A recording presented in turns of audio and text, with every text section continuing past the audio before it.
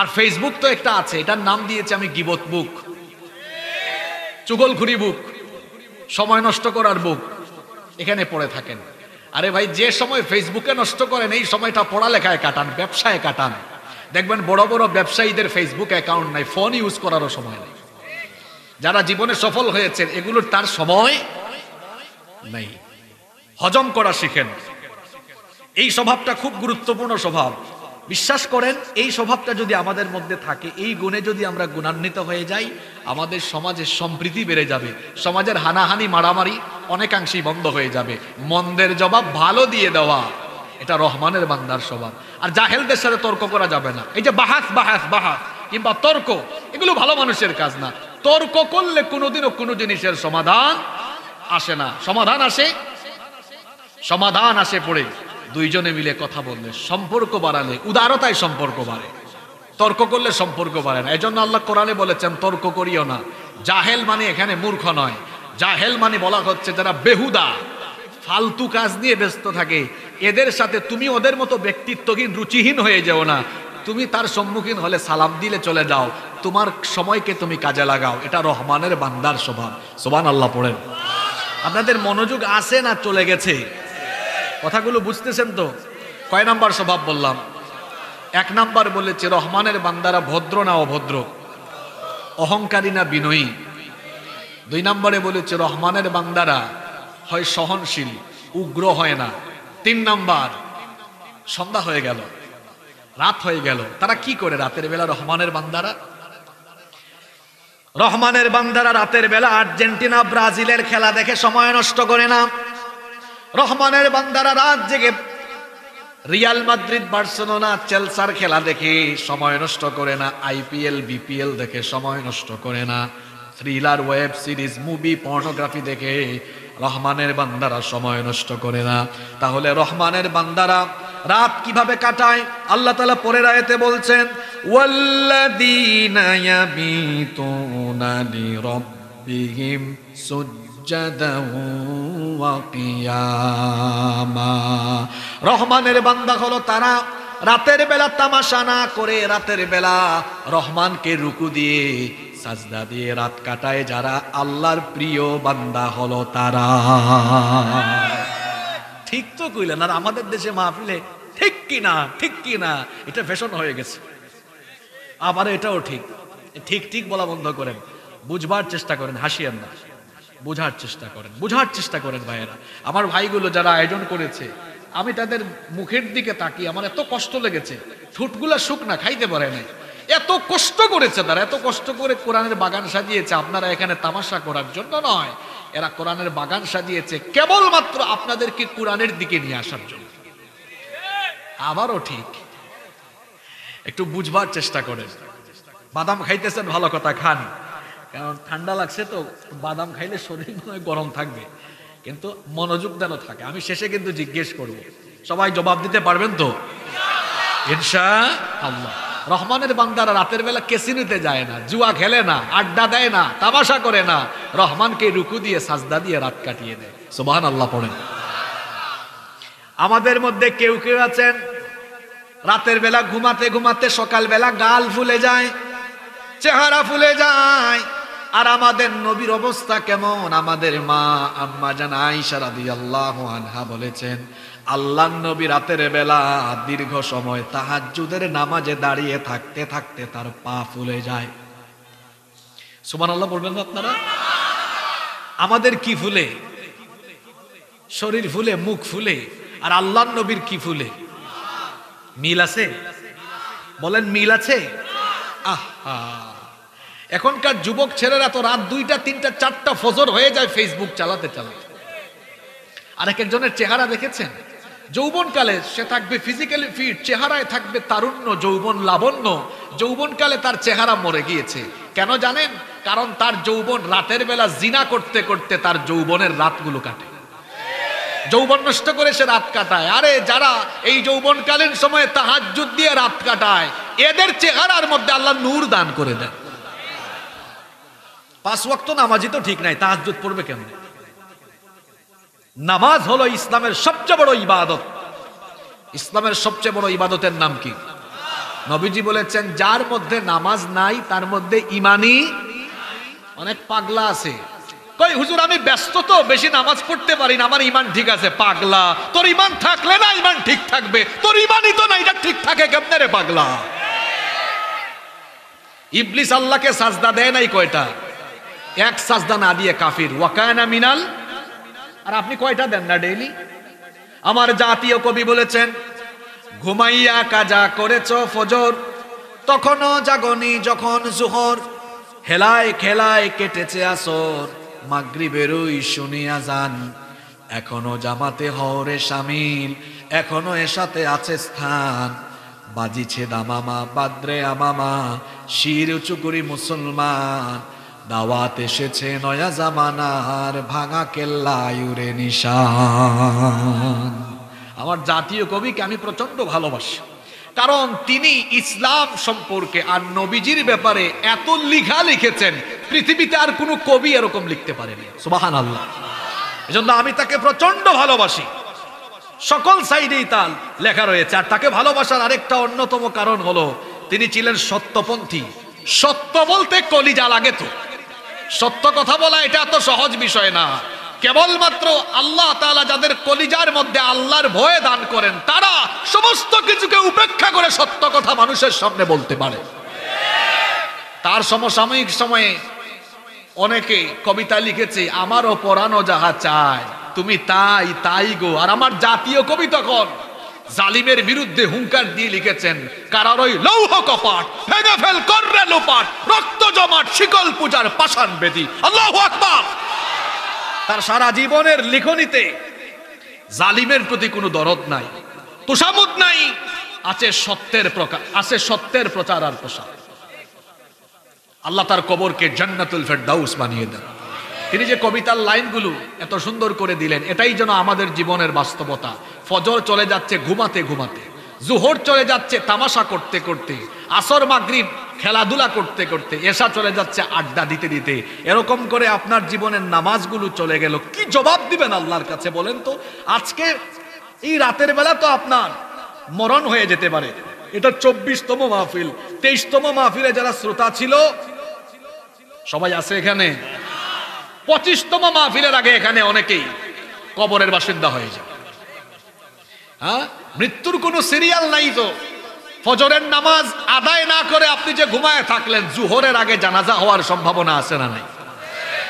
কেমন করে ঘুমাও তুমি, কেমন করে ঘুমাও তুমি, ফজর করে কাজা, এমন তো হতে পারে জোহরে জানাজা। হতে পারে কি পারে না? যুবক ভাইয়েরা, বুড়া হওয়ার অপেক্ষা করো না। তোমার মতো কত যুবক যুবক অবস্থায় কবরে চলে গিয়েছে। Keep in your mind, there is no serial of death. মৃত্যুর কোন সিরিয়াল।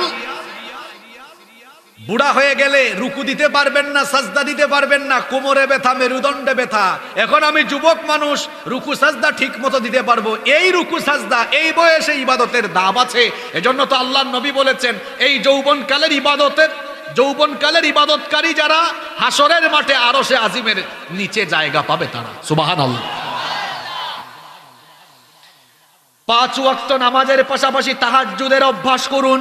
আল্লাহর নবী বলেছেন, আলাইকুম বিকিয়ামিল লাইল, রাতের নামাজকে তোমরা তোমাদের অভ্যাস বানাও।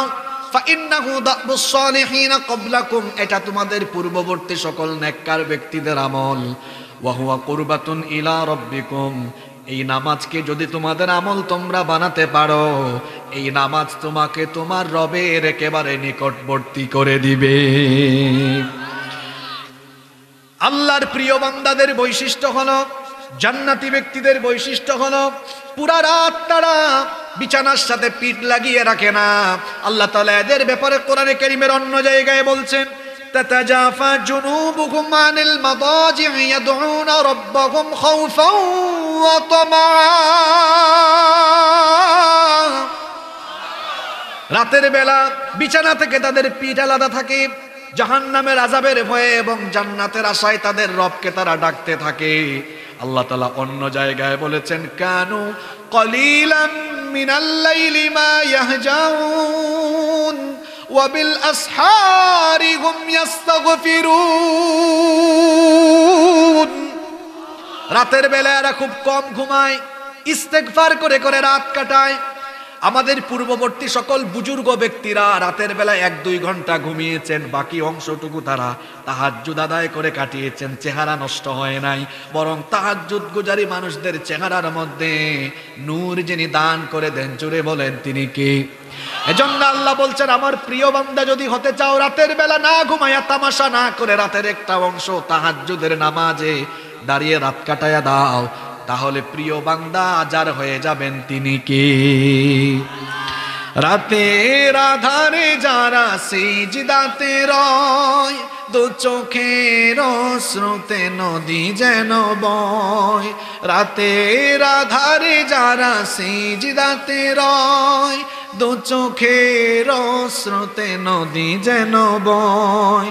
ছলনার হাত ছানি যত আসুক, পেছনে ফিরেও তাকায় না, পেছনে ফিরেও তাকায় না। যাদের হৃদয়ে আছে আল্লাহর ভয়, তারা কভু পথ ভুলে যায় না। আল্লাহর প্রেম ছাড়াই দুনিয়ায় কারো কাছে কোনো কিছু চাই না, কারো কাছে কোনো কিছু চাই না। সুবহানাল্লাহ। রাত কাটবে কিভাবে? রুকু আর সাজদা দিয়ে।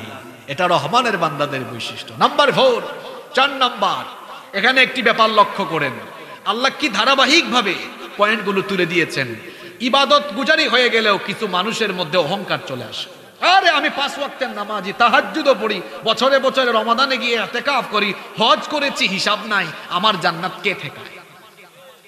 মানুষ অনেক সময় ইবাদত গুজারি হয়েও আত্ম অহংকারী হয়ে যায়। এজন্য আল্লাহ পরের অংশে বললেন রহমানের বান্দা ইবাদত গুজারি হয়েও ইবাদতের অহংকার করে না, বরং আল্লাহর জাহান্নামের ভয়ে, জাহান্নাম থেকে বাঁচার জন্য ইবাদত করার পরেও আল্লাহর কাছে জাহান্নাম থেকে বাঁচার জন্য দোয়া করে। এজন্য আল্লাহ বললেন রহমানের বান্দা হলো তারা ওয়াল্লাযীনা ইয়াকুলুনা রাব্বানা ইসরিফ আন্না আযাবা জাহান্নাম ইন্না আযাবাহা কানা গরামা ইন্নাহা সাআত মুস্তাকররাও ওয়া মুকামা। রহমানের বান্দা হলো তারা জাহান্নামের আযাব থেকে বাঁচার জন্য আল্লাহর কাছে দোয়া করে যারা যারা বলে হে আমাদের রব, জাহান্নামের সর্বনাশা আযাব থেকে আমাদেরকে বাঁচাও। নিশ্চয়ই জাহান্নাম আবাসস্থল এবং অবস্থানস্থল হিসাবে অত্যন্ত নিকৃষ্ট। ইবাদত দিয়ে কোনো মানুষ জান্নাতে যেতে পারবে না। ইবাদতের সাথে আল্লাহর দয়ারও দরকার আছে না নাই?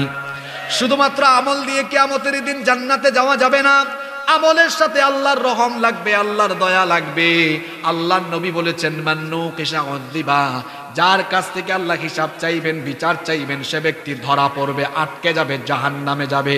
আম্মা জান আয়েশা রাদিয়াল্লাহু আনহা তখন বললেন ওগো আল্লাহর নবী, কোরআনে তো আল্লাহ বলেছেন ওয়া আম্মা মান উতিয়া কিতাবাহু বিয়ামিনিহি ফাসাউফা ইউহাসাবু হিসাবান ইয়াসীরা। ডান হাতে আমলনামা পাবে যারা, সহজ হিসাবের সম্মুখীন হবে তারা। আল্লাহ তো বলেছেন ডান পন্থীদের কাছ থেকে আল্লাহ সহজ করে হিসাব নেবেন, আর আপনি বলছেন হিসাব চাইলে হিসাব কঠিন হয়ে যাবে। বুঝলাম না ব্যাপারটা। নবীজি তখন বললেন আয়েশা গো শোনো, আল্লাহ যদি কিয়ামতের দিন কোনো বান্দার কাছ থেকে সহজ করে হিসাব নিতে চান, আল্লাহ তাআলা ওই ব্যক্তির হাতে থাকা আমলনামা দেখবেন, কিন্তু যাচাই বাছাই না করে আল্লাহ দয়া করে তাকে জান্নাত দিয়ে দিবে। সুবহানাল্লাহ। কি বুঝে পড়ছেন? একটু বুঝে শুনে পড়েন। আমার হাতে দেখেন, এটা একটা লিফলেট, এটা একটা পোস্টার। কিয়ামতের দিন আমাদের হাতে হাতে আমলনামা থাকবে। আচ্ছা, আপনার বাড়ি কুষ্টিয়া মিরপুরে, আমার বাড়ি সিলেটে। মনে করুন আপনার এই এরিয়াতে ব্যবসা বাণিজ্য আছে, পরিবার নিয়ে সিলেটে ঘুরতে গেলেন। সিলেট তো অনেক সুন্দর জায়গা, জানেন তো আপনারা? আচ্ছা, আপনাদের দাওয়াত রইল, আপনারা যাইয়েন, ঘুরে ফিরে আসবেন। তো তো আপনি আপনার পরিবার নিয়ে সিলেটে গেলেন, এখন মিরপুর বাজারে আপনার অনেকগুলো মার্কেট আছে, এখন এত ব্যবসা বাণিজ্য, আপনার ম্যানেজারকে বললেন দেখো আমি 3 দিনের জন্য যাচ্ছি, তুমি আমার সব কিছু দেখাশোনা করে রাখো, হিসাবটা ঠিকঠাক মতো রাখো। আপনি ফিরে আসার পর ম্যানেজার হিসাব দিচ্ছে, এই যে আপনার কাছে এসেছে, স্যার এই দেখেন গত 3 দিনের হিসাব, গত 3 দিনে এই খাত থেকে এত টাকা আয়, এই বাবদ এত টাকা ব্যয়। আপনি ভাবলেন কি আমার এত পরিচিত বিশ্বস্ত ম্যানেজার, হিসাব চেক করার কি দরকার, হাতে নিয়ে বললেন যাও, ইটস ওকে, যাচাই করলেন না। এটা হিসাব নেওয়ার একটা পদ্ধতি। আরেকটা পদ্ধতি হলো ম্যানেজার হিসাব নিয়ে এসেছে, আপনি বলেন এই এদিকে আয়, এই কাজটা এরকম হলো কেন, এটা এভাবে হলো না কেন, এটা এভাবে করলা না কেন, এটা এরকম হওয়া উচিত ছিল। এখন যদি তাকে প্রতিটা পয়েন্টে পয়েন্টে প্রশ্ন করা আরম্ভ করেন, ম্যানেজারের জন্য হিসাব দেওয়া সহজ হবে না কঠিন হবে? হিসাব গ্রহণের প্রথম পদ্ধতিটা সহজ ছিল না দ্বিতীয় পদ্ধতি সহজ ছিল? জোরে বলেন। যারা জবাব দিচ্ছে এরা আমার অ্যাক্টিভ রিয়েল শ্রোতা, যারা জবাব দিচ্ছেন এরা আবেগী শ্রোতা, এরা হুদাই আসছে, হুদাই বসে আছে এখানে।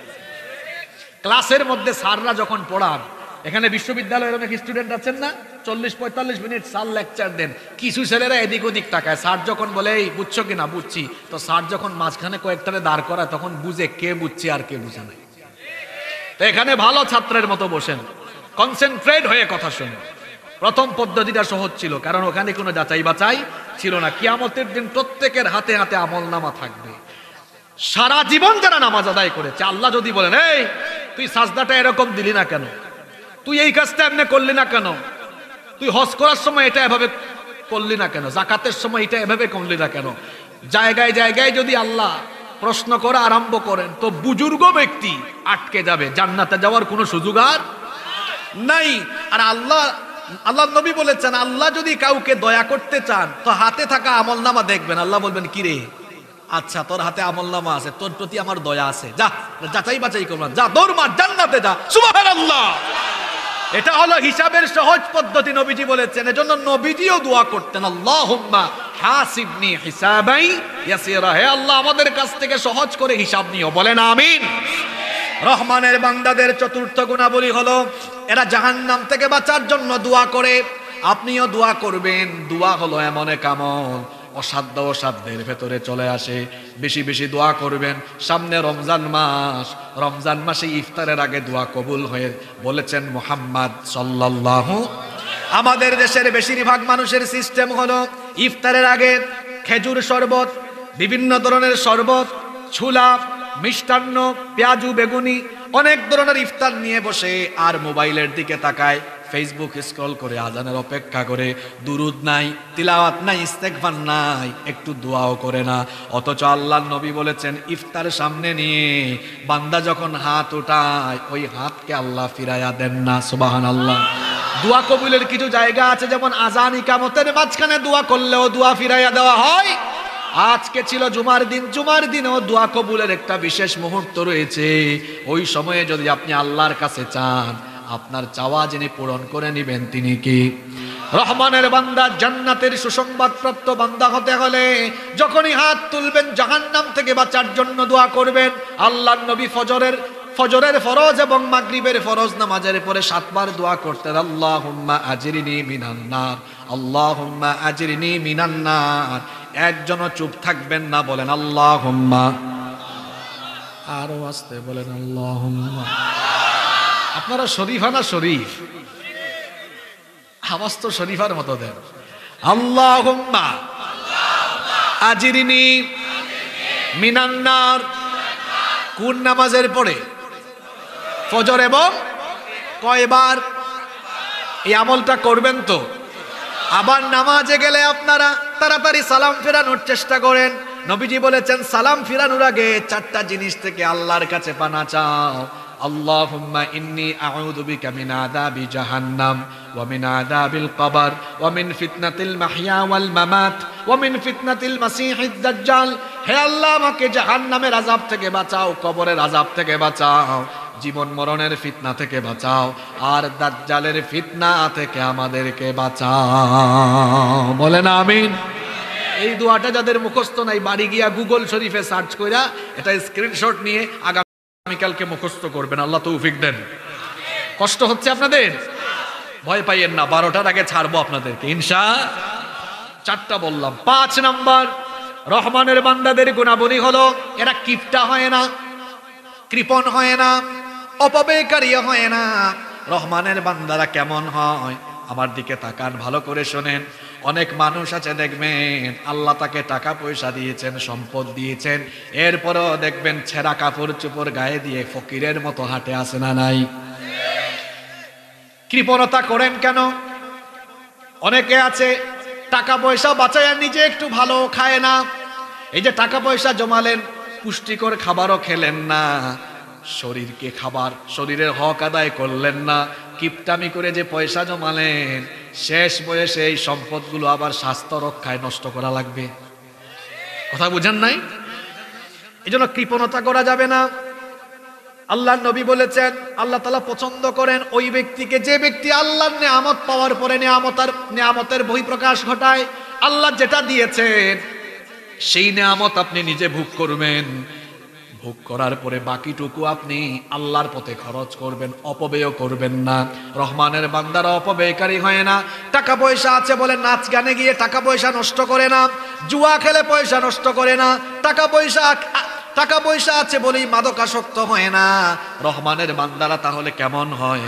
আল্লাহ তাআলা বললেন, ওয়াল্লাযীনা ইযা আনফাকু লাম ইউসরিফু ওয়া লাম ইয়াকতুরু ওয়া কানা বাইনা যালিকা কওয়ামা।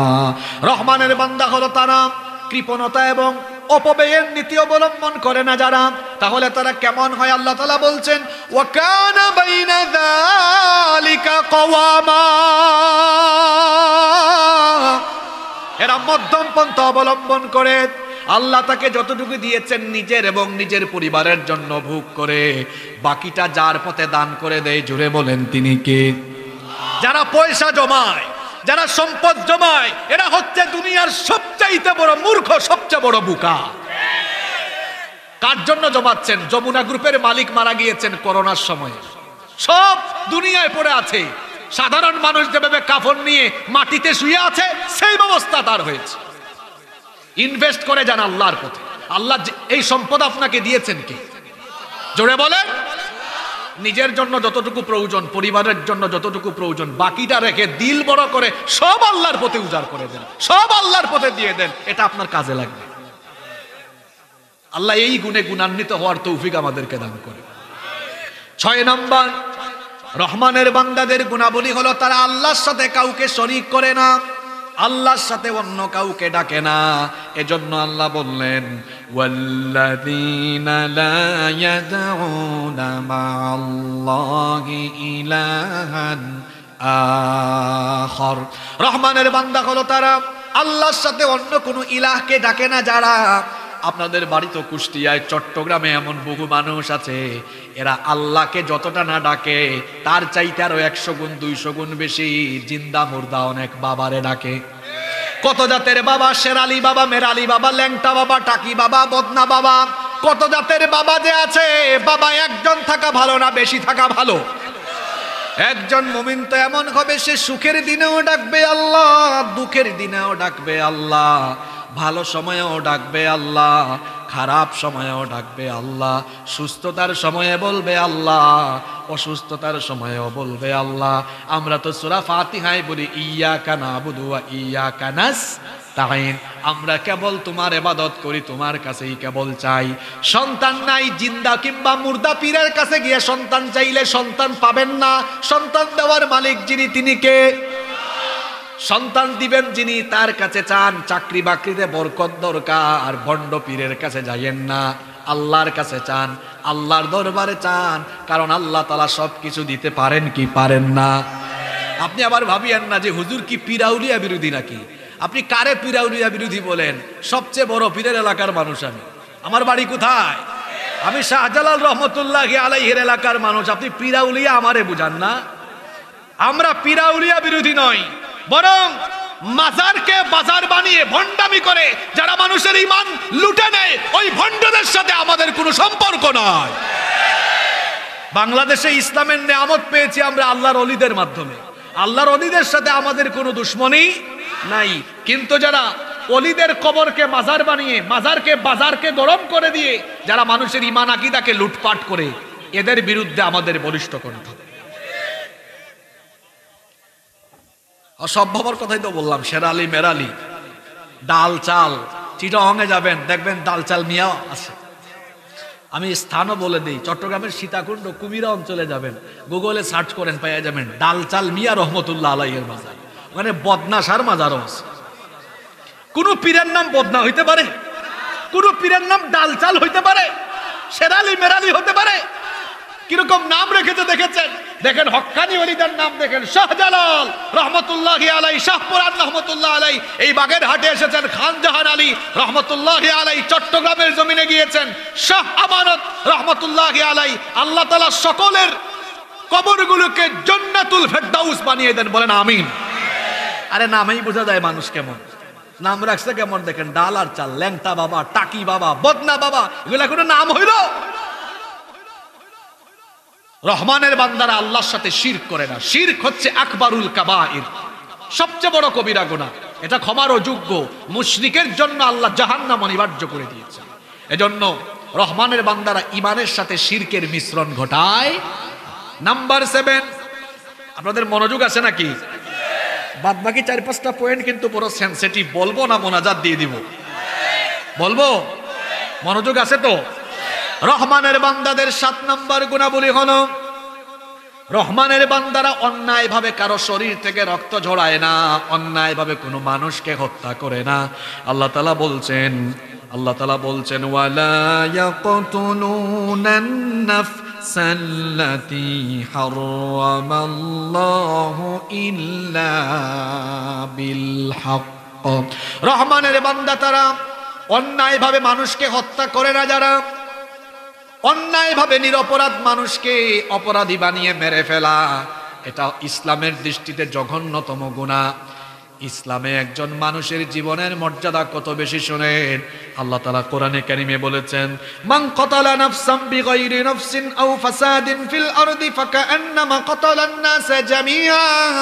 যে ব্যক্তি অন্যায়ভাবে একজন মানুষ হত্যা করলো, সে যেন সারা দুনিয়ার সকল মানুষকে হত্যা করার সমান গুনাহ করলো। ওয়ামান আহইয়াহা ফাকান্নামা আহইয়ান নাসা জামিআ। যে একজন মানুষের জীবন বাঁচালো, সে যেন সারা দুনিয়ার মানুষের জীবন বাঁচিয়ে দিল। সুবহানাল্লাহ। অন্যায়ভাবে নিরপরাধ মানুষকে অপরাধী বানিয়ে হত্যা করে ফেলা একটা খুনের সমান নয়। এটা হলো দুনিয়ার সারা মানুষকে খুন করা, গোটা দুনিয়ার মানুষকে খুন করার সমতুল্য গুনাহ। অন্যায়ভাবে নিরপরাধীকে অপরাধী বানিয়ে, মানুষ অন্যায়ভাবে নিরপরাধীকে অপরাধী বানিয়ে মেরে ফেলার নজির এখন পৃথিবীতে নাই। ঘুমায় গেছেন নাকি আপনি? কথা কি মাথার ভিতরে যায় না উপর দিয়ে চলে যায়? অন্যায়ভাবে নিরপরাধী মানুষকে অপরাধী লকব লাগিয়ে নিরপরাধ মানুষকে হত্যা করার নজির এখনো দুনিয়ার বহু জায়গায় আছে। আপনি কি ভাবছেন আপনার বিচার শেষ বিচার? আরে চূড়ান্ত একটা বিচার তো আছে। সেই বিচার, দিনের বিচারের মালিক যিনি, তিনি কি? সেই দিন বিচার হবে 2 পদ্ধতিতে। জুড়ে বলেন, কয় পদ্ধতিতে? আল্লাহর নবী বলেছেন, আউয়ালু মা ইউহাসাবু আলাইহিল আবদু ওয়াস-সালাহ। প্রথমে আল্লাহ তার নিজের হকের বিচার করবেন, হাক্কুল্লাহ, আল্লাহর হকের বিচার করবেন। আল্লাহ তার হকের বিচার আরম্ভ করবেন নামাজ দিয়ে। কিয়ামতের দিন সর্বপ্রথম বিচার হবে কিসের ব্যাপারে? আরো জোরে বলেন। আল্লাহর হকের বিচারের আরম্ভ হবে নামাজ দিয়ে। আল্লাহর হকের বিচারের প্রক্রিয়াগুলো যখন শেষ হবে, 2 নাম্বার পর্যায়ে শুরু হবে হাক্কুল ইবাদ। বান্দার হকের ব্যাপারে যখন বিচার আরম্ভ হবে, আল্লাহর নবী বলেছেন, ইন্না আউওয়ালা মা ইউকদা বাইনান নাসি ফিদ দিমা।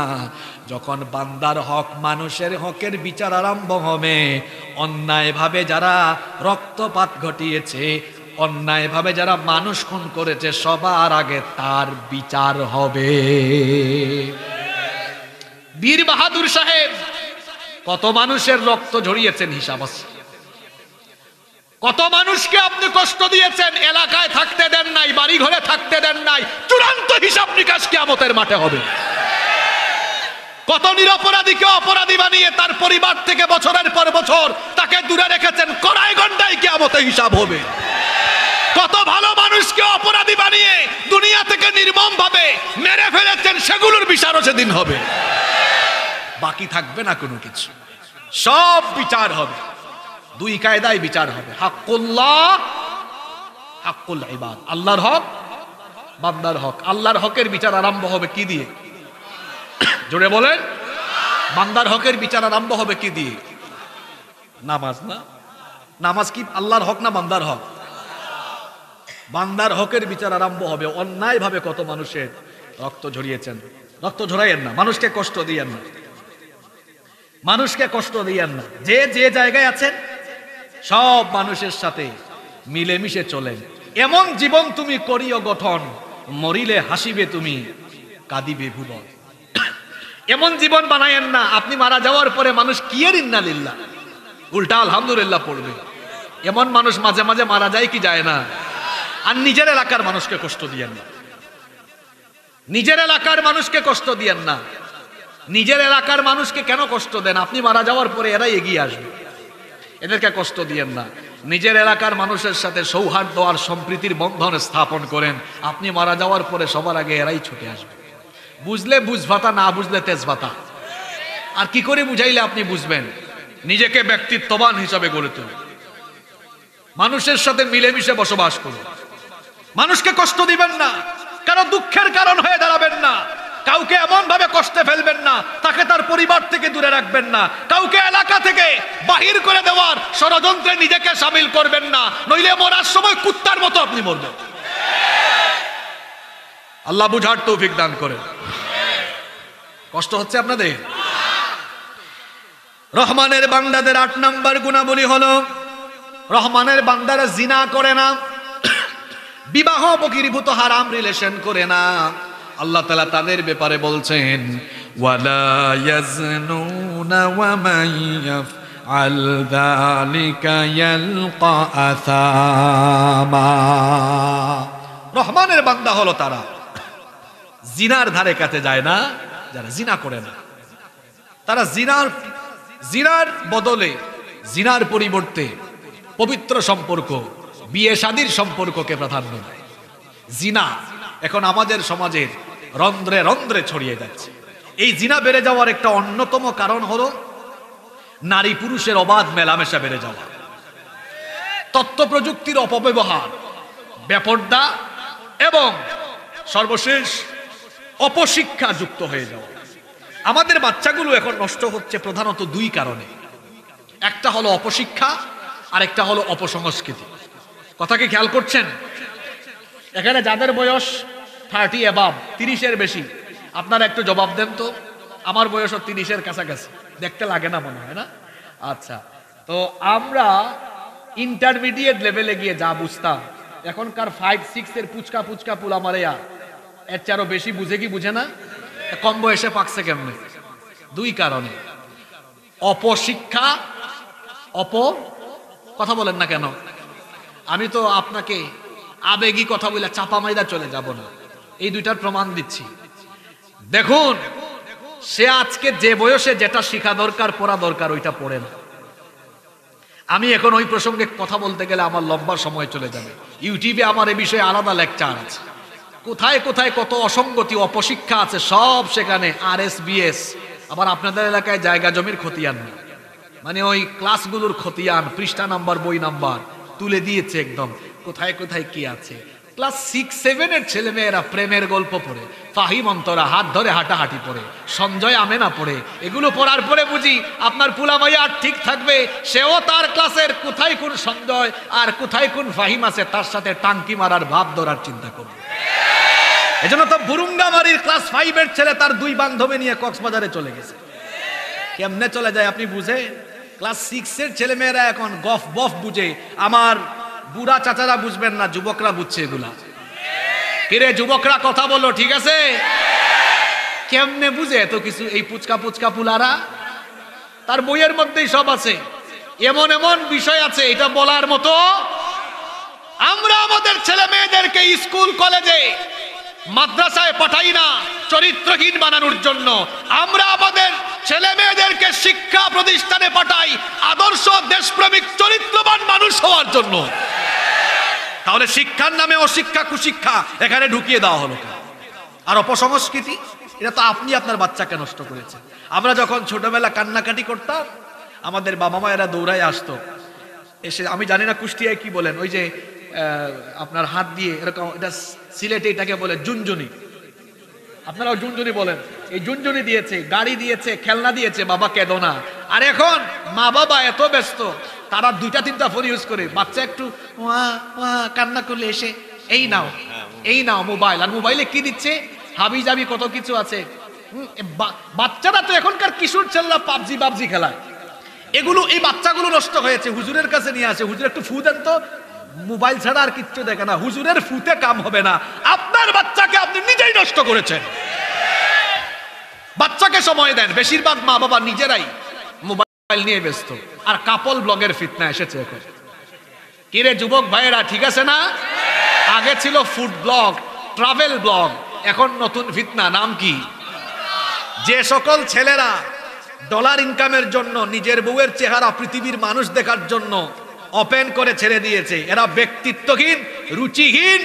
এই সকল পুরুষগুলো হলো হায়া শরমহীন, বেহায়া, ব্যক্তিত্বহীন পুরুষ। এর কোনো রুচি নাই। যে তার বউকে বেপর্দা বানিয়ে মানুষ দেখায়, এত রুচিহীন পুরুষ, এর কোনো রুচি নাই, ওর রুচিতে সমস্যা আছে। আপনার বউ বিয়ে করছেন আপনি, মিয়া এত টাকা মোহরানা দিয়া আপনার জিনিস আপনি দেখেন, মানুষরা দেখান কেন? আপনার তো রুচিতে দুর্ভিক্ষ নেমেছে, আপনার রুচি খারাপ। আপনার রুচি ঠিক করেন, পর্দা বেপর্দার ওয়াজ হবে পড়ে। আপনার কমন সেন্স দিয়ে ভাবেন তো, আপনার বউয়ের পেট আর পিঠ স্টেডিয়াম বানিয়েছেন কেন? আপনার বউয়ের ফিগার মানুষ জানে কেন? আপনি তো রুচিহীন পুরুষ, আপনি পুরুষ নামের কলঙ্ক, পুরুষ নামের কলঙ্ক আপনি। আপনার বউয়ের ফিগার মানুষ জানে, আপনার বউয়ের পেট কেমন, পিঠ কেমন মানুষ জানে, আপনার বউয়ের ঠোঁট কেমন, চোখ কেমন, নাক কেমন অন্য আরেকজন জানে। আপনি পুরুষ নামের কলঙ্ক। নিজেকে পুরুষ বানান আগে মিয়া, লজ্জা লাগে না? আরেকজন বলে অমুকের বউয়ের ঠোঁট খুব সুন্দর, অমুকের বউয়ের চোখ হরিণীর মতো টানা টানা। বেহায়া, তার নিজের বউয়ের সবকিছু মানুষ জানে। আমার কথায় কি কষ্ট পেয়েছেন? সত্য কথা একটু তিতা হয়। আর আমি এরকম স্বভাবেরই মানুষ, যেটা বলি সুজা সাপটা ওপেনলি বলে ফেলি। আমাদের পূর্ববর্তী বুজুর্গরা কান্না করে করে কোরআনের আয়াত দিয়ে পর্দার ওয়াজ শুনিয়েছেন। বেহায়ার দলটাও নিজেরা ঠিক হয় না, এজন্য এই কঠিন কথা বলতে বাধ্য হয়। ওর রুচিতে সমস্যা আছে, ওর রুচি ঠিক নাই। আল্লাহ যেন এদেরকে হেদায়াত দান করে। রহমানের বান্দারা জিনা করে না। যারা পড়াশোনা করছো শোনো, ছাত্রদেরকে বলছি, কলেজ ইউনিভার্সিটি পড়ুয়া ভাইদেরকে বলছি, মাদ্রাসা পড়ুয়াদেরকে বলছি, ছাত্র জীবনে নারীদের ফিতনায় পড়ো না, মেয়েদের পিছনে ঘুরঘুর করো না। এটা মেয়েদের পিছনে ঘুরঘুর করার বয়স নয়। এই বয়স হলো পড়াশোনার, এই বয়স হলো গবেষণার। পড়াশোনা গবেষণায় মনোযোগী হও, কেরিয়ার সুন্দর হবে। আজান দিলে নামাজি গাও, তাহলে চরিত্র ভালো হবে। কেরিয়ার যদি সুন্দর হয়, চরিত্র যদি ভালো হয়, কোনো মেয়ের পিছে ঘোরা লাগবে না। কুষ্টিয়ার সুন্দরী সুন্দরী মেয়ের বাপ তোমার মতো চরিত্রবান এবং প্রতিষ্ঠিত ছেলের কাছে মেয়ে বিয়ে দেওয়ার জন্য সুন্দরী সুন্দরী মেয়ের বাপরা তোমার পেছনে ঘুরঘুর আরম্ভ করবে। নিজেকে এমন জায়গায় নিয়ে যাও যাতে করে তারা ঘুরে, আমি কেন ঘুরব? আল্লাহ যুবকদেরকে বুঝার তৌফিক দেন। 9 নাম্বার, রহমানের বান্দারা মিথ্যা সাক্ষ্য দেয় না। মিথ্যা সাক্ষ্য আমাদের সমাজে নাই। মিথ্যা সাক্ষ্য দিলে বাতিল প্রতিষ্ঠা হয়, অন্যায় কায়েম হয়, অন্যায় প্রতিষ্ঠা হয়, জালেমের জুলুম আরো পাকাপুক্ত হয়। এজন্য মিথ্যা সাক্ষ্যকে কোরআন হাদিসে নিন্দা করা হয়েছে। আল্লাহ তাআলা বলছেন রহমানের বান্দাদের স্বভাব হলো ওয়াল্লাযীনা লা ইয়াশহাদুনাজ-যুর। রহমানের বান্দা হলো তারা মিথ্যা সাক্ষী দেয় না। যারা মিথ্যা সাক্ষী দিতে দিতে মানুষ এত নিচে নেমে গিয়েছে, আল্লাহওয়ালা বড় বড় বুজুর্গদের বিরুদ্ধে মিথ্যা সাক্ষ্য দিয়ে মানুষ নিচে নেমে গিয়েছে। মিথ্যা সাক্ষ্য দিয়েন, কঠিন বিচার হবে কিয়ামতে। আপনার একটা মিথ্যা সাক্ষীর কারণে অনেক মানুষের উপরে বড় ধরনের জুলুম হয়ে যেতে পারে। এটা বড় ধরনের গুনাহ। অনেক বড় ধরনের পাপ, অনেক বড় ধরনের। আল্লাহ আমাদেরকে বুঝার তৌফিক দেন। নাম্বার 10, 10 নম্বর রহমানের বান্দাদের গুণাবলী হলো, এটা ভালো করে শুনেন, এই রোগেও আমরা অনেকে আক্রান্ত। রহমানের বান্দারা অনর্থক কথা এবং কাজ উপেক্ষা করে চলে, অনর্থক কোনো কর্মসূচিতে তারা যায় না। আল্লাহ তাআলা বলছেন, ওয়া ইযা মাররু বিল্লাগবি মাররু কিরামা। অনর্থক কিছু হচ্ছে এমন জায়গা দিয়ে গেলে ব্যক্তিত্ববান মানুষের মতো চলে যায়, ওখানে সে ইন্টারফেয়ার করে। এই রোগ তো আমাদের অনেকের আছে। পাড়ায় পাড়ায় চায়ের দোকান আছে না নাই? ওইটার নাম দিয়েছি আমি বাংলাদেশের সেকেন্ড পার্লামেন্ট। ওখানে চা বিক্রেতা থাকে স্পিকারের ভূমিকায়, চা খুরেরা থাকে সাংসদের ভূমিকায়। চায়ের কাপে চুমুক লাগায় আর গোটা এলাকায় কে কি করলো হুদাই বসে বসে আলোচনা সমালোচনা, গীবত পরনিন্দা চুগলখড়ি আছে না নাই? এই সকল কাজে নিজেকে জড়িয়ে ফেলা, এটা ব্যক্তিত্ববান মুমিনের স্বভাব নয়। আল্লাহ কোরআনে বলেছেন, একজন ব্যক্তিত্ববান মুমিন সে এমন হবে, একটা রাস্তা দিয়ে হেঁটে যাচ্ছে, দেখতেছে নাচ গান কনসার্ট হচ্ছে, চলে যাবে, উপেক্ষা করবে, অ্যাভয়েড করবে, রিজেক্ট করবে এগুলোকে। দেখছে টঙের দোকান দিয়ে যাচ্ছে, আসেন ভাই চা খাই গল্প করি, না তোর চা তুই খা, এটা বলে চলে যাবে। রহমানের বান্দা হবে এমন, অনর্থক ফালতু কথাবার্তা বা কাজে লিপ্ত হয়ে 1 সেকেন্ড সময় নষ্ট করবে না, প্রতিটা মুহূর্ত আল্লাহর আনুগত্যের পথে কাটাবে। সুবহানাল্লাহ। এই গুণে গুণান্বিত হওয়ার তৌফিক আল্লাহ আমাদেরকে দেন। এখন ওয়াজ মাহফিলেও অনর্থক কথা হয় না? কুরআন হাদিস বাদ দিয়া এদিকে কিছুক্ষণ ওদিকে কিছুক্ষণ।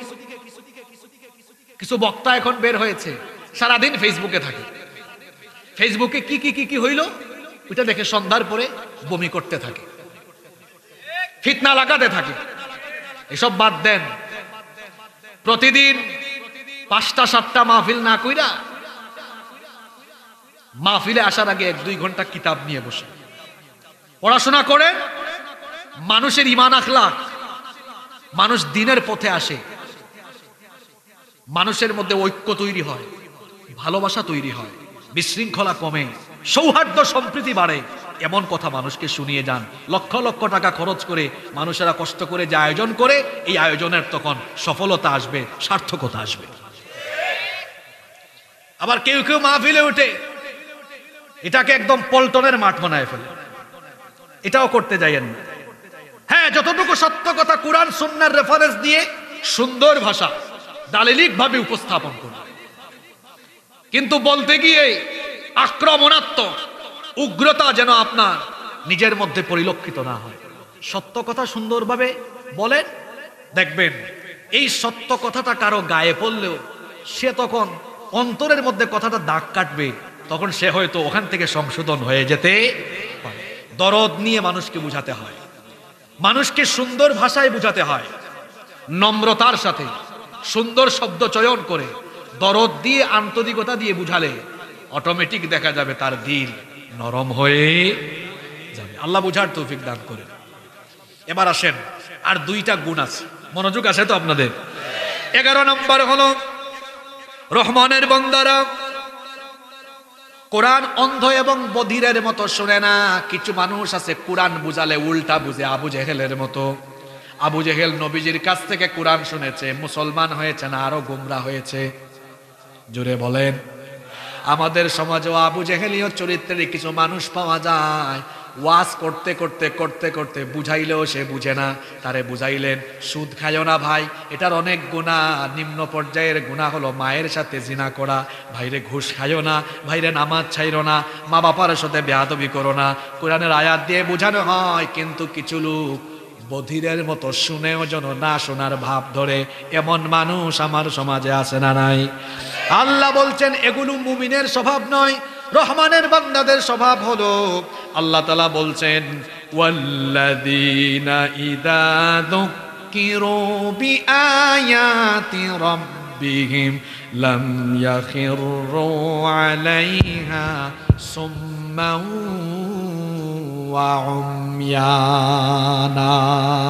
রহমানের বান্দা হলো তারা আল্লাহর আয়াত দিয়ে, রবের আয়াত দিয়ে তাদেরকে উপদেশ দেওয়া হলে বধিরের মতো, অন্ধের মতো আচরণ করে না যারা, বরং কোরআন শুনলেই হেদায়েতের আলোয় উদ্ভাসিত হওয়ার জন্য চেষ্টা করে। আল্লাহ তুমি এই গুণ দিয়ে আমাদেরকে গুণান্বিত করে দাও। আরো আসতে বলেন আমিন। রহমানের বান্দাদের 12 এবং সর্বশেষ গুণাবলী হলো তার স্ত্রী এবং সন্তান পরিবারের জন্য আল্লাহর কাছে দোয়া করে। কি দোয়াটা করবে আল্লাহ দোয়াটাও শিখাইয়া দিলেন।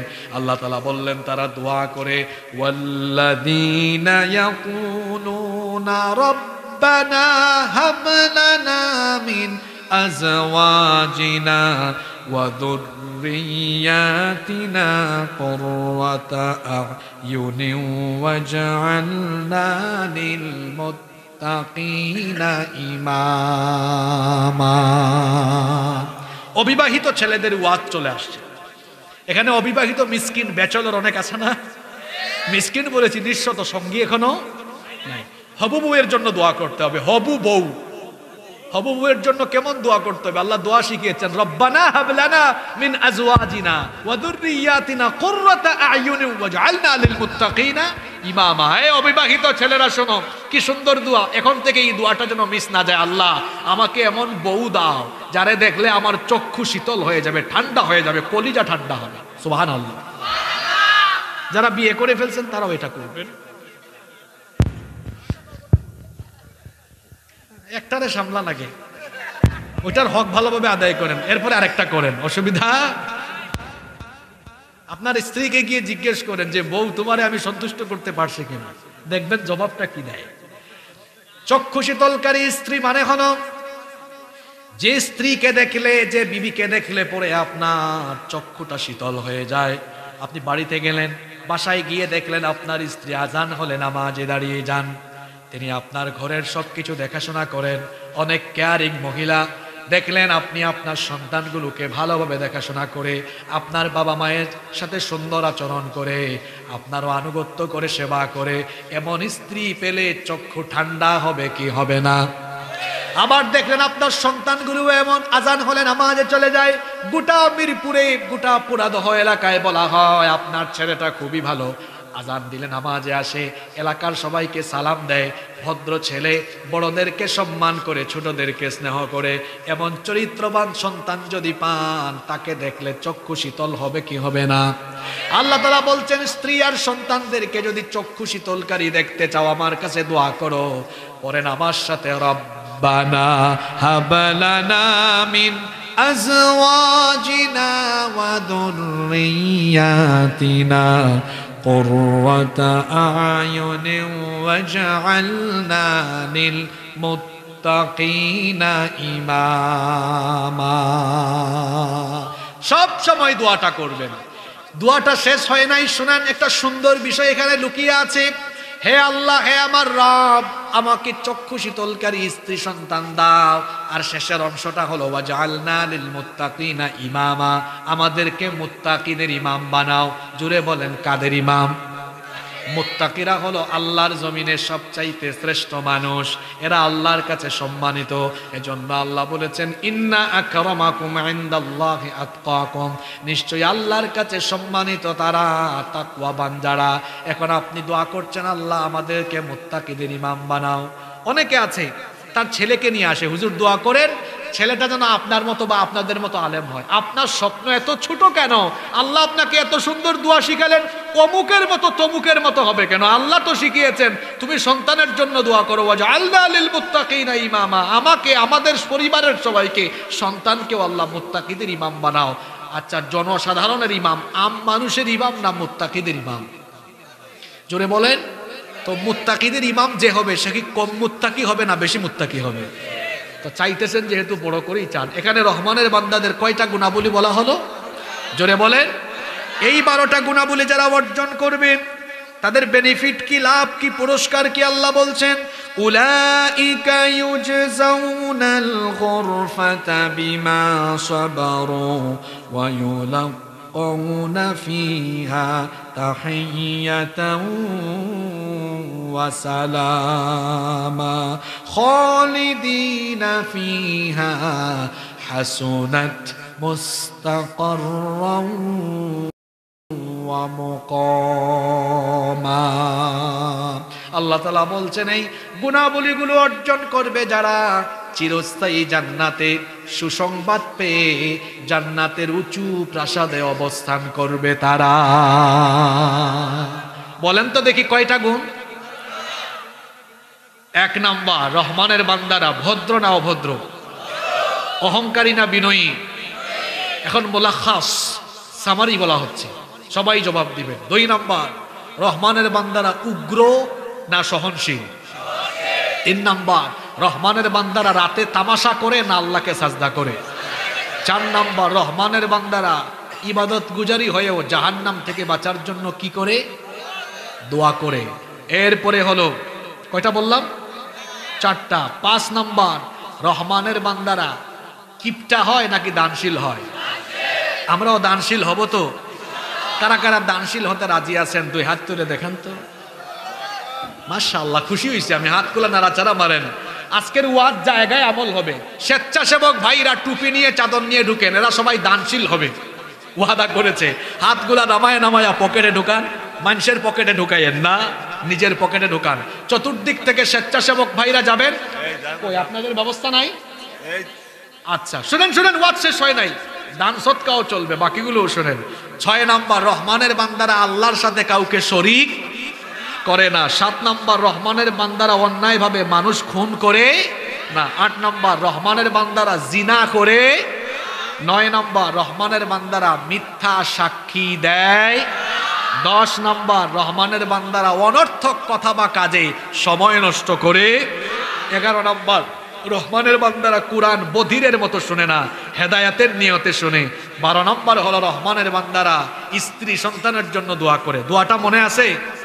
কি দোয়া পড়েন? রব্বানা হাবলানা মিন আজওয়াজিনা ওয়া যুররিয়াতিনা কুররাতা আ'য়ুনি ওয়াজআলনা লিল মুত্তাকিনা ইমামা। এই দোয়াটা করবে।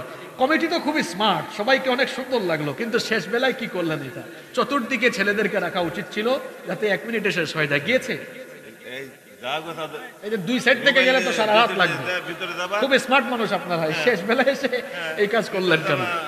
যাই হোক, আমার দিকে তাকান। আমরা কয়টা গুণাবলী শুনেছি? এই 12টি গুণে যদি আপনারা গুণান্বিত হতে পারেন, জীবন বদলে যাবে ভাইয়েরা বাবারা, জীবন পাল্টে যাবে, জান্নাতি জীবন হয়ে যাবে ইনশাআল্লাহ, এবং আমরা নিজেদেরকে জান্নাতের পথে পরিচালিত করতে পারবো। এই 12টি গুণে গুণান্বিত হওয়ার তৌফিক আল্লাহ যেন আমাদের সবাইকে দান করেন। জোরে বলেন আমিন। কে উঠবেন না? আপনারা বড় ভদ্র মানুষ, আপনাদের কথা আমার চিরদিন মনে থাকবে। মোনাজাত করে আমরা বাড়ি ফিরবো ইনশাআল্লাহ। মাহফিল কমিটির কোনো কথা থাকলে আমরা শুনবো, না থাকলে তাদের অনুমতি পেলে আমরা মোনাজাতে যাব। সভাপতি সাহেব সমাপনী কথা বলবেন, ঠিক আছে? ইনশাআল্লাহ ইনশাআল্লাহ। কবরের বাসমান একদিন তোমারি নাম মসজিদে হবে নাম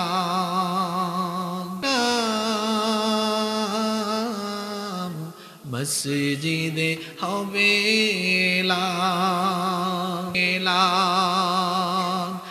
একদিন তোমারি নাম মসজিদে হবে সবাই বসেন বসেন সবাই। আল্লাহুম্মা আমিন। আলহামদুলিল্লাহি রাব্বিল আলামিন ওয়াস সালাতু ওয়াস